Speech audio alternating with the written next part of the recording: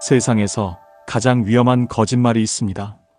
자신에게 하는 나는 괜찮아라는 말입니다. 이 거짓말이 몇 년째 계속되고 있나요? 겉으로는 괜찮은 척하며 살아가지만 속은 골마가는 분들이 많으실 겁니다. 미소 짓는 얼굴 뒤에 숨겨진 피로와 지친 눈빛은 속일 수 없습니다. 이 영상에서는 삶에 지친 여러분이 단숨에 일어날 수 있는 5가지 비결을 알려드립니다. 미국의 심리학 연구팀이 10년간 추적 조사한 결과 이 방법들을 꾸준히 실천한 사람들은 우울감이 63% 감소하고 스트레스 수치가 크게 낮아졌습니다. 오늘 내용은 단순한 위로가 아닌 여러분의 뇌와 몸이 실제로 변화하는 놀라운 경험을 하게 될 것입니다. 그러나 이 방법들을 모른다면 여러분은 계속해서 과거의 실수와 미래의 걱정으로 머리가 복잡해지고 작은 스트레스에도 밤새 뒤척이게 될 것입니다. 하지만 영상을 끝까지 시청하신다면 마음이 고통스럽고 힘들어도 단 5분 만에 평온을 되찾는 비결을 알게 될 것입니다. 지금 느끼는 그 무게감, 그 답답함을 조금이나마 덜어드리고 싶습니다. 이 영상이 여러분의 마음에 작은 숨구멍이 되길 바랍니다. 시작 전 구독과 좋아요를 눌러주세요. 삶에 도움이 되는 영상을 더 빠르게 받아보실 수 있습니다. 지금 바로 시작하겠습니다. 잠시만, 제 얘기 좀 들어보세요. 나는 내가 안쓰러워 미치겠어요. 따뜻한 말 한마디 없이 늘 자기밖에 모르고 밖으로만 돌던 남편이었어요. 제가 아파도 약 한 번 사다 준 적 없는 사람이었는데 어느 날 갑자기 뇌졸중으로 쓰러졌습니다. 하루아침에 저는 간병인이 되었죠. 밤새 그 사람의 기저귀를 갈고 약을 챙기고 재활치료를 도왔습니다. 어느 날 나도 모르게 눈물이 흐르고 있더라고요. 언제부터 울고 있었는지도 모르게 말입니다. 그 순간 가슴이 먹먹했어요. 언제까지 이렇게 살아야 하나? 내 인생은 어디에 있는 걸까? 하지만 이런 생각을 누구에게 말할 수 있겠어요? 다들 당연히 해야 할 일이라고 할 텐데요. 그렇게 3년을 버티다 결국 저도 쓰러졌습니다. 늘 참고 견디고 애써 웃으며 살아온 시간들. 그때 처음으로 제 마음속에서 작은 목소리가 들렸습니다. 이제는 도움을 청해도 괜찮아. 그 순간 억눌렀던 눈물이 폭포수처럼 쏟아졌어요. 우리는 평생 참는 법만 배웠습니다. 아픈데 참고, 서러운데 참고, 힘든데 참고. 특히 우리 세대는 남에게 폐 끼치지 마라. 네 일은 네가 알아서 해라 라는 말을 귀에 못이 박히도록 들으며 자랐습니다. 하지만 잠시 생각해 보세요. 이상하지 않나요? 몸이 아플 때는 병원에 가면서 마음이 무너질 때는 왜 도움을 청하지 못할까요? 여기에 우리가 미처 생각하지 못했던 정말 중요한 이유가 있습니다. 심리학자 브레네 브라운은 이렇게 말합니다. 힘들 때 도움을 청하는 것은 약한 사람이 하는 일이 절대 아닙니다. 그녀는 수천 명의 사람들을 연구한 끝에 놀라운 사실을 발견했습니다. 정말로 강한 사람들, 정서적으로 건강한 사람들은 오히려 도움을 청하는데 더 능숙하다는 것입니다. 그런데 솔직히 말씀드리자면 우리가 도움을 청하지 못하는 진짜 이유는 따로 있습니다. 내가 민폐가 되지 않을까? 거절당하면 어쩌지? 약해 보이면 어떡하지? 바로 이런 두려움이 우리를 가로막고 있기 때문입니다. 하지만 여기 숨겨진 진실이 있습니다. 한 연구에 따르면 도움을 청하면 관계가 더 깊어진다고 합니다. 이걸 심리학에서는 벤자민 프랭클린 효과라고 부릅니다. 누군가에게 작은 부탁을 하면 그 사람은 당신에게 마음의 문을 열게 됩니다. 며칠 밤을 고민했습니다. 그리고 가까운 친구에게 처음으로 솔직하게 말했어요. 나 요즘 너무 지쳤어. 버틸 수 없을 것 같아 라고요. 그랬더니 친구가 매주 수요일마다 내가 대신 봐줄게. 넌 그날 하루만이라도 쉬는 게 좋겠어 라고 하더군요. 그 한마디에 가슴에 숨통이 트이는 것 같았어요. 많은 분들이 이걸 모르고 계십니다. 진짜 위험한 것은 도움을 청하는 것이 아니라 도움을 청하지 않는 것입니다. 혼자 참다가 무너지면 그 회복은 10배, 100배 더 어렵습니다. 이건 마치 작은 상처를 방치해서 결국 대수술이 필요하게 되는 것과 같지요. 그렇다면 어떻게 도움을 청해야 할까요? 여러분, 이 부분이 정말 중요합니다. 도움을 청하는 방법에도 기술이 있습니다. 모든 걸 한꺼번에 쏟아낼 필요는 없습니다. 작은 것부터 시작하세요. 요즘 좀 힘들어. 잠시 이야기 좀 들어줄래? 이런 말 한마디가 회복의 시작점이 될 수 있습니다. 여기서 중요한 비밀이 하나 있습니다. 도움을 청하는 것은 단순히 문제 해결을 위한 것이 아닙니다. 그것은 연결을 위한 것입니다. 인간은 본질적으로 연결을 통해 치유됩니다. 누군가에게 내 취약함을 보여줌으로써 우리는 더 깊은 인간적 연결을 만들어냅니다. 그리고 이 연결이야말로 진정한 치유의 시작입니다. 그런데 누구에게 도움을 청해야 할지 모르겠어요. 이렇게 생각하실 수도 있습니다. 하지만 걱정 마세요. 가족, 친구, 동료, 심지어 전문가까지 선택지는 많습니다. 하지만 여기서 가장 중요한 것은 안전한 사람을 찾는 것입니다. 당신의 취약함을 판단하지 않고 있는 그대로 받아들여 줄 수 있는 사람이어야 합니다. 사실 우리가 도움을 청하기 어려운 이유는 완벽해야 한다는 착각 속에 살기 때문입니다. 그런데 말이죠. 인간은 완벽하지 않습니다. 우리 모두 때로는 무너지고 때로는 도움이 필요합니다. 그것을 인정하는 순간 우리는 더 자유로워집니다. 이것이 바로 여러분의 건강한 몸과 마음을 되찾을 수 있는 첫 번째 방법입니다. 하지만 정작 확실한 방법은 따로 있습니다. 다음 이야기는 어떤 상황에서도 누구의 도움 없이도 스스로를 지킬 수 있는 비밀입니다. 여기서 끝내면 가장 중요한 것을 놓치게 됩니다. 놓치지 마시고 영상을 계속 시청해 주세요. 그날은 제 인생의 밑바닥이었어요. 남편과 크게 싸우고 집을 나왔어요. 가방도 없이 그냥 슬리퍼 차림 그대로. 전화기를 던져버리고 싶었고 모든 관계를 끊고 싶었어요. 그런데 발걸음이 저절로 동네 끝에 있는 작은 공원으로 향했지요. 벤치에 앉아 1시간을 그냥 있었을 뿐인데 마법처럼 숨을 쉴 수 있게 되었지요. 그 공원이 저를 살렸어요. 우리 모두 그런 순간이 있습니다.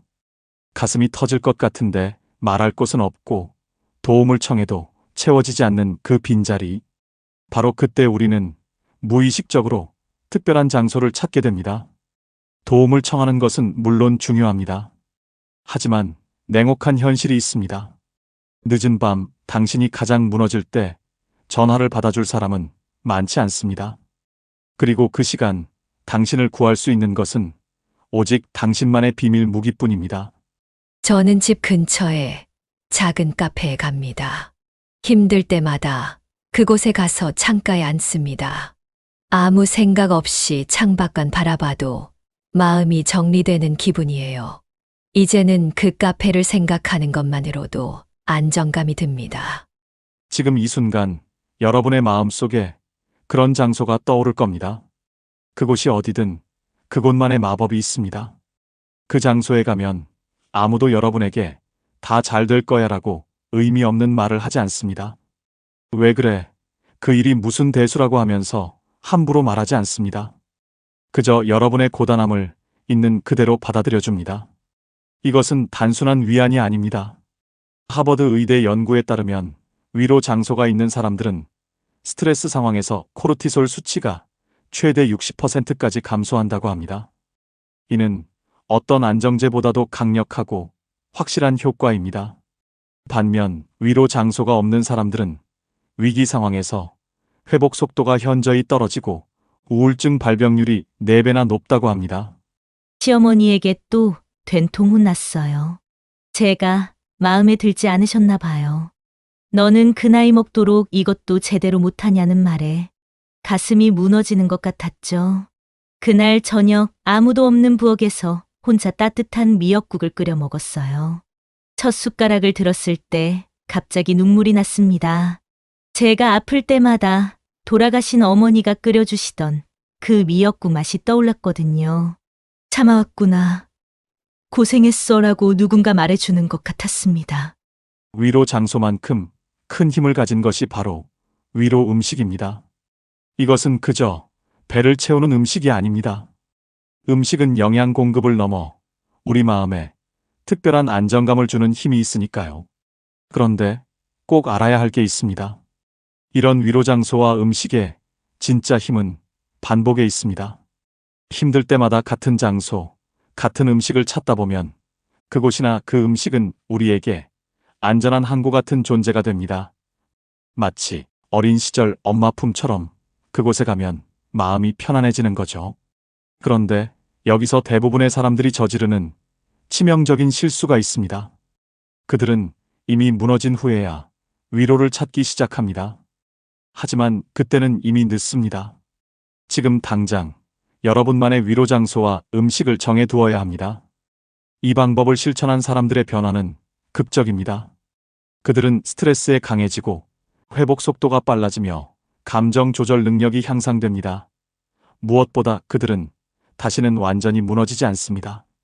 언제나 자신을 다시 일으켜 세울 수 있는 확실한 방법을 알고 있기 때문입니다. 이 모든 것들은 사소해 보이지만 실은 우리 마음을 지키는 작은 울타리 같은 것들입니다. 큰 폭풍이 와도 이 울타리가 우리를 완전히 무너지지 않게 지켜줄 수 있으니까요. 중요한 것은 이런 위로 장소와 음식은 나만의 것이어야 한다는 점입니다. 남들이 좋다고 하는 곳, 유행하는 음식이 아니라 여러분의 마음이 편안함을 느끼는 것이어야 합니다. 하지만 여기서 중요한 반전이 있습니다. 위로 장소와 음식이 있어도 채워지지 않는 더 깊은 갈증이 있습니다. 그 갈증을 해소할 수 있는 것이 바로 세 번째 방법입니다. 이 방법은 여러분의 상상을 뛰어넘는 힘을 가지고 있습니다. 가장 어두운 밤에도 빛을 밝혀줄 이 비밀을 놓친다면 여러분은 평생 반쪽짜리 위로만 받게 될 것입니다. 세상이 무너질 것 같은데 누구에게도 말할 수 없는 그 순간, 가슴이 터질 듯 아픈데 입은 굳게 다물고 있는 그런 시간이 있습니다. 아들이 사업에 실패했다는 연락을 받았어요. 남편은 당신이 평소에 애한테 너무 잘해줘서 그렇게 됐다고 저를 탓했죠. 시어머니도 네가 돈 쓰는 걸 보고 자란 애가 그렇지라고 모두 제 탓을 했어요. 그날 밤 이불 속에서 혼자 울었습니다. 아련하게 친정어머니 생각이 났어요. 괜찮다. 세상 일이 다 그런 거지. 네 잘못 아니야. 어머니라면 그렇게 말씀하셨을 것 같았어요. 그 생각만으로도 가슴 한켠이 저리고 아침을 맞이할 수 있을 것 같았어요. 우리 모두 이런 순간이 있습니다. 모든 것이 무너지고 모든 사람이 등을 돌린 것 같은 그 순간.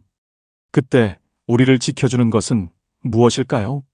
한 사람만 나를 알아주면 1000명이 오해해도 괜찮다라는 말이 있습니다. 이 오래된 지혜는 인간의 본성을 꿰뚫고 있습니다. 우리는 사실 세상 모두에게 인정받기보다는 단 한 사람에게라도 깊이 이해받기를 갈망하는 존재입니다. 사람이 무너질 때 가장 먼저 아픈 건 몸이 아니라 마음입니다. 마음이 지치면 아무것도 할 수 없고 작은 말에도 주저앉아 버릴 것 같아지죠. 그럴 때 가장 간절히 필요한 건 나를 믿어주는 단 한 사람입니다. 세상이 다 등을 돌려도 그 사람만은 나를 믿어줄 거라는 확신, 말로 설명되지 않아도 느껴지는 그 믿음 하나가 마음을 붙잡아줍니다. 베개를 뒤집고 또 뒤집던 밤, 천장만 바라보다 들려온 목소리가 있었어요. 괜찮아. 넌 항상 잘 해왔잖아. 오래전 들었던 그 말 한마디가 어둠 속에서 다시 찾아왔어요. 그 순간 어깨를 토닥이던 감각까지 생생하게 느껴졌습니다. 이 방법이 놀라운 점은 그 사람이 실제로 지금 곁에 있을 필요가 없다는 것입니다. 어릴 적 나를 안아주던 엄마, 날 지켜보며 믿어주던 선생님, 아무 말 없이 함께 있어줬던 친구, 지금은 곁에 없더라도 기억 속에 따뜻하게 남아있는 그 사람을 마음속에 불러오는 것만으로도 효과가 있습니다. 더 이상 버티기 힘들 것 같은 순간 떠오르는 한 사람의 얼굴, 한마디 말이 생각나셨다면 이 이야기는 바로 여러분을 위한 겁니다. 혹시 그런 사람조차 떠오르지 않는다면 하나 더 좋은 방법이 있습니다. 지금 이 순간 나 스스로가 나를 믿어주는 단 한 사람이 되어도 괜찮습니다. 나 정말 잘 버텼다. 지금 여기까지 와준 것만으로도 고맙다. 그렇게 말해주는 내가 지금 내 마음을 가장 잘 알아주는 유일한 존재일지도 모릅니다. 우리는 종종 자신에게 가장 가혹한 판사가 되곤 합니다. 하지만 자비는 자신에게서 시작된다라는 말이 있습니다. 자신에게 친절하지 못한 사람은 타인에게도 진정한 친절을 베풀 수 없기 때문입니다. 나를 믿어주는 한 사람의 존재는 우리가 혼자가 아니라는 감각을 선물합니다. 그리고 그 감각은 무너진 마음을 다시 일으켜 세우는 가장 강력한 발판이 됩니다. 지금 잠시 눈을 감고 그 사람의 얼굴을 떠올려 보세요. 그 사람의 목소리로 나에게 한마디 건네보세요. 상상만으로도 여러분은 다시 숨을 쉴 수 있게 될 것입니다. 하지만 그런 사람이 없다면 어떻게 하나요? 도저히 생각이 안 납니다. 이런 의문을 가지시는 분도 계실 겁니다. 그런 분들을 위한 더 깊은 지혜가 있습니다. 다음 이야기에서는 어떤 상황에서도 누구에게도 의지하지 않고 스스로를 지킬 수 있는 방법을 알려드리겠습니다. 20년을 같이 일한 직장 동료가 있었습니다. 퇴직하고 나서도 한 달에 한 번씩 꾸준히 만나던 사이였죠. 그런데 작년에 제가 큰 수술을 해서 병원에 입원했을 때 전화 한 통 없더라고요. 퇴원하고 연락했더니 바빠서라는 한마디로 끝내더군요. 진정한 친구라 생각했는데 그 후로 연락이 뚝 끊겼습니다. 처음엔 화가 나고 서운했죠. 내가 지금까지 무슨 일 생길 때마다 달려가고 물신양면 도와줬는데 사람에 대한 회의감이 들었습니다. 그런데 이상합니다. 어느 화창한 날 조용히 앉아 있는데 그 친구와 함께 했던 좋은 시간들이 떠올랐습니다. 회사 야유회에서 함께 노래 부르던 순간, 서로 힘들 때 위로해주던 기억, 그 순간들까지 부정할 순 없더라고요. 그래서 그 사람과의 좋았던 기억들을 하나씩 적기 시작했어요. 그러다 보니 마음이 조금씩 편안해지는 걸 느꼈습니다. 지금까지 살면서 믿었던 사람한테 배신감과 서운함을 경험해 보셨을 겁니다. 오래 지켜온 관계가 무너질 때의 그 상실감은 때로 육체적 고통보다 더 견디기 어렵습니다. 어떤 날은 아무 일도 없었는데 괜히 울컥할 때가 있습니다. 누군가의 무심한 한마디, 연락 없는 며칠이 마음을 무너뜨리곤 하지요. 그런 날엔 억지로 힘을 내려 하지 말고 아주 조용히 관계의 의미를 돌아보는 게 좋습니다. 서운함만 있는 게 아니라 그동안 나를 지켜준 작은 순간들이 분명 있었을 테니까요. 동양의 오래된 지혜 중에 원한을 품는 것은 내가 독을 마시고 상대가 죽기를 바라는 것과 같다라는 말이 있습니다. 이 말은 단순한 처세술이 아닙니다. 우리 마음의 작동 방식에 관한 깊은 통찰이지요. 인간의 뇌는 부정성 편향이라는 특성을 가지고 있습니다. 10가지 좋은 일보다 한 가지 나쁜 일에 더 집중하게 된다는 뜻이죠. 특히 인간관계에서는 이 현상이 더 강하게 나타납니다. 오랜 친절은 금방 잊고 하나의 실수나 배신은 오래 기억하게 되는 거죠. 얼마 전 친구와 돈 문제로 크게 다투고 연락을 끊었어요. 처음엔 그 친구만 생각하면 화가 치밀었죠. 그런데 시간이 지나고 우연히 옛날 사진을 보게 됐어요. 그때 잊고 있었던 기억들이 떠올랐어요. 제가 아플 때 그 친구가 꾸벅꾸벅 졸면서 밤새 간호해주던 모습, 저희 아버지 장례식 때 끝까지 옆을 지켜주던 모습들요. 그 모든 순간들이 떠오르니 갑자기 부끄러워졌어요. 그 많은 좋은 일들은 잊고 한 번의 실수만 붙잡고 있었다는 게요. 감사는 이런 부정성 편향을 극복하는 강력한 도구입니다. 그것은 우리의 시선을 배신당한 순간에서 함께했던 시간으로 옮겨줍니다. 관계의 끝만 바라보는 대신 그 과정에서 받은 선물들을 기억하게 만드는 거죠. 감사는 거창한 사건에서 나오는 게 아닙니다. 누군가 내 말을 진심으로 들어줬던 순간, 힘들 때 나를 일으켜 세워줬던 작은 위로의 말 한마디, 그리고 그저 함께 웃었던 순간들, 이런 작은 순간들을 놓치지 않고 고맙다고 마음속으로 되뇌는 연습을 해보는 겁니다. 처음엔 정말 억지로 감사할 거리를 찾았어요. 감사한 일세 가지를 매일 메모장에 적기 시작했죠. 특히 사람들과의 관계에서요. 아들이 바빠서 전화 한 통 없어도 지난번에 생일 선물을 보내줬지 하고 적고, 며느리가 3달째 찾아오지 않아도 명절에 음식을 정성껏 준비해줬지 하고 적었어요. 처음엔 그게 더 서운하게 느껴지기도 했어요. 그런데 시간이 지나면서 마음이 달라지더군요. 관계를 바라보는 제 시선이 조금씩 바뀌기 시작한 거예요. 이것은 단순한 심리적 효과가 아닙니다. 감사를 실천할 때 우리 뇌의 전전두엽과 편도체의 활동이 변화하고 도파민과 세로토닌 같은 행복 호르몬이 분비됩니다. 특히 인간관계에서 오는 상처는 실제로 신체적 고통과 같은 뇌 영역을 활성화시키는데, 감사는 이 고통을 완화시키는 자연적인 진통제 역할을 합니다. 행복해서 감사한 게 아니라 감사해서 행복해진다. 이 말은 부인할 수 없는 인간관계에 대한 진실입니다. 완벽한 관계를 기대하는 대신 불완전한 관계 속에서도 감사할 것을 찾을 때 우리는 더 깊은 연결을 경험할 수 있습니다.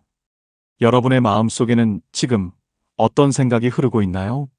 혹시 그래도 내 상황은 달라 라고 생각하고 계신가요? 물론 감사가 모든 관계의 문제를 해결해 주진 않습니다. 때로는 독성 관계에서 벗어나는 것이 더 건강한 선택일 수도 있습니다. 하지만 많은 경우 감사는 관계를 바라보는 새로운 렌즈를 제공합니다. 지금 이 순간 여러분 주변의 사람들에 대한 고마움을 조용히 떠올려 보세요. 그러면 마음 한쪽에서 아주 작고 따뜻한 연결감이 피어날지도 모릅니다. 이어서 마지막 5번째입니다. 여러분에게 진정 힘이 되는 이야기이고 지금까지 내용 중에서 가장 공감 가는 이야기일 겁니다. 지난 주말에 물건을 정리하다가 오래된 앨범을 펼쳐봤어요. 20대 시절 사진이 나왔는데 그때 제 모습이 너무 낯설었어요. 젊고 활기찬 얼굴인데 눈빛은 불안해 보이더라고요. 그 나이에 2아이를 키우며 시부모님까지 모시고 살았으니까요. 밤새 아이 열이 떨어지길 기도하던 날들, 사업 실패로 힘들어서 돈 빌리러 다니던 순간들, 남편과 싸우고 혼자 골목을 돌았던 밤들, 그 모든 날들이 사진 한 장에 담겨 있는 듯 했어요. 문득 그 젊은 제 모습에게 말을 걸고 싶어졌어요. 정말 잘 버텼어. 그 힘든 시간을 어떻게 견뎌냈니? 그러자 갑자기 눈물이 왈칵 쏟아졌어요. 지금껏 누구도, 심지어 저 자신조차도 제게 그런 말을 해준 적이 없었거든요. 마음을 다잡고 저에게 이렇게 얘기했어요. 수만 가지 자책할 게 떠오르겠지만, 하지만 분명하게 알아야 돼. 잘 견뎠고 그 어떤 것도 네 잘못이 아니야. 이 이야기를 들으면서 가슴 한편이 먹먹해지지 않으셨나요? 우리는 살면서 얼마나 많은 순간들을 견뎌왔는지 모릅니다. 자녀를 키우며 흘린 눈물, 부모님을 간병하며 보낸 밤들, 생계를 위해 참아낸 고통들. 그 모든 시간이 지금의 우리를 만들었습니다. 우리는 마음이 무너질 때마다 괜히 스스로를 책망하곤 합니다. 더 잘했어야 했고, 더 참았어야 했고, 이 정도는 아무렇지 않아야 한다고. 하지만 지금의 나는 실패한 사람이 아니라 숱한 시간을 버텨낸 이겨낸 사람이라는 걸 먼저 기억해야 합니다. 자신의 상처를 존중하라. 그것은 당신이 살아남았다는 증거다라는 말이 있습니다. 이 말은 우리 삶의 본질을 꿰뚫고 있습니다. 우리가 겪은 모든 어려움은 단순한 실패가 아니라 우리의 강인함을 증명하는 훈장과도 같은 것입니다. 작년에 친구들과 여행 중에 갑자기 통증이 있었어요. 병원에 가보니 암 초기 증상이라더군요. 다행히 빨리 발견해서 큰 후유증은 없었지만 한동안 우울했어요. 이제 나는 병든 몸이구나라는 생각에 자꾸 눈물이 나더라고요. 그러다 어느 날 항암 치료를 받으면서 마음을 바꿔 먹었어요. 내가 지금 살아있다는 것, 움직일 수 있다는 것 자체가 얼마나 감사한 일인지를, 60년 넘게 이 몸으로 얼마나 많은 일들을 해왔는지, 얼마나 많은 어려움을 이겨냈는지, 그 생각을 하니 갑자기 제 몸이 너무 고맙고 자랑스러워졌어요. 여러분이 살아온 날들은 남들 눈에는 평범하게 보일지 몰라도 다 다른 무게로 남아 있습니다. 아무 말 없이 참아낸 날, 억울하고도 넘겼던 일, 울고 싶어도 웃어야 했던 순간들. 그 모든 것들이 지금의 여러분을 지켜온 힘이었고, 그 하루하루가 바로 여러분의 기록이고 역사입니다. 인간의 뇌는 생존 편향이라는 특성이 있습니다. 우리는 성공한 순간보다 실패한 순간을 더 오래, 더 강하게 기억합니다. 이것은 우리의 생존을 위한 진화적 특성이지만 동시에 우리가 얼마나 많은 어려움을 이겨냈는지 잊게 만드는 원인이기도 합니다. 친정어머니가 돌아가시고 1년 동안 거의 매일 울었어요. 그런데 어느 날 깨달았어요. 어머니가 치매로 10년을 앓으셨는데 그 시간 동안 제가 얼마나 많은 날들을 견뎌냈는지를, 병원비 걱정에 잠을 못 이루고 새벽을 맞았던 날들, 어머니가 저를 알아보지 못할 때의 그 아픔, 그래도 웃으며 돌봐드렸던 순간들, 그 모든 날들을 제가 어떻게 살아냈는지 새삼 놀라웠어요. 그때 처음으로 제 자신에게 정말 대단했어, 훌륭했어 라고 말해줬습니다. 이런 마음의 기억을 심리학자들은 회복 탄력성의 저장고라고 부릅니다. 우리가 과거의 어려움을 극복한 경험은 단순한 추억이 아니라 미래의 어려움을 이겨낼 수 있는 내면의 힘이 됩니다. 그래서 과거에 이겨낸 기억을 되살리는 것은 현재의 상처를 치유하는 또 하나의 방법입니다. 눈부시지 않아도, 박수받지 않아도 하루하루를 견뎌온 여러분은 분명 대단한 사람입니다. 그 사람은 누구나 위로가 필요하지만 가장 먼저 시작되어야 할 위로는 나 자신에게 해주는 말입니다. 그때도 잘 견뎠고 지금도 잘 버티고 있어. 그러니까 앞으로도 괜찮을 거야. 그렇게 말해주는 내가 있는 한 우리는 다시 살아갈 수 있습니다. 지금까지 우리가 함께 이야기한 5가지 방법은 삶을 버티게 하는 단순한 위로의 기술이 아닙니다. 이것은 삶에 지친 마음을 다시 일으켜 세우는 지혜이자 우리 모두가 가진 내면의 힘을 일깨우는 여정입니다. 여기까지 시청하셨다면 여러분은 이미 새로운 인생의 첫걸음을 내딛고 계신 겁니다. 지치고 무너진 마음은 누가 대신 일으켜주는 게 아닙니다. 아무리 좋은 말, 아무리 큰 위로가 있어도 결국 나를 다시 붙잡는 건 내 안에서 일어나는 힘이지요. 그리고 그 힘은 여러분 안에 고요히 숨쉬고 있습니다. 살면서 우리는 수없이 무너졌고 수없이 다시 일어났습니다. 그러니 지금 잠깐 힘이 빠졌더라도 괜찮습니다. 한 번도 무너지지 않은 사람이 강한 게 아니라 무너진 자리에서 다시 살아보겠다고 마음먹는 사람이 진짜 단단한 사람입니다. 이 영상에서 이야기한 내용들은 누군가를 감동시키기 위한 멋진 말이 아니라 여러분 안에 이미 존재하고 있는 회복의 씨앗을 조용히 다시 꺼내기 위한 노력이었습니다. 그 씨앗은 어떤 폭풍우 속에서도 결코 사라지지 않습니다. 다만 때로는 너무 깊이 묻혀 있어서 우리 스스로도 그 존재를 잊어버릴 뿐이지요. 일본에 긴치기라는 유명한 도자기 예술이 있습니다. 깨진 도자기를 금가루로 이어붙이는 기술입니다. 이렇게 수리된 도자기는 깨진 적이 없는 도자기보다 더 아름답고 가치 있게 여겨집니다. 우리의 삶도 마찬가지입니다. 상처와 균열이 있는 인생이 오히려 더 깊은 아름다움과 지혜를 품게 되는 것이죠. 지친 마음은 다그치면 더 깊이 숨습니다. 하지만 다정하게 안아주면 천천히 다시 움직입니다. 그러니 오늘은 그저 내 마음을 조용히 어루만져 주세요. 힘들었지만 잘 버텼어. 정말 수고했어. 그 한마디면 충분합니다. 여러분의 어제, 오늘, 그리고 내일이 행복했으면 좋겠습니다. 더 깊은 인생 지혜와 노후 지혜를 함께 나누고 싶습니다. 댓글로 여러분의 경험과 생각을 나눠주세요. 여러분의 이야기가 누군가에게 큰 힘이 됩니다. 구독과 좋아요, 알림 설정 잊지 마시고요. 현명한 사람들에서 다음에 더 좋은 이야기로 찾아뵙겠습니다. 그리고 잠깐 마지막 화면을 꼭 확인하시기 바랍니다. 귀중한 시간을 내어 끝까지 함께 해주신 여러분께 진심으로 감사드립니다.